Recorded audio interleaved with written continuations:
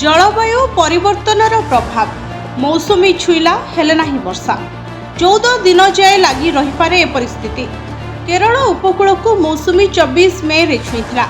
एहार 4 दिन परे ओडिशा को अग्रसर होइथिला मौसुमी, किंतु बंगोपसागर रे सृष्टि लघुचाप घनीभूत होई अवपातर रूप नेबा सह उत्तर उत्तर पूर्व दिगरे गति करी उत्तर पूर्व राज्य मुहा होइछे। यह शुष्क वायु को आकर्षण करने सह मौसुमी अग्रसर रे बाधा सृष्टि करथिला।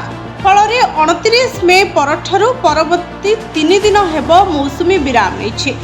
एही प्रक्रिया आगामी 9 रु 10 दिन पर्यंत लागि रहिबार संभावना रहिछे।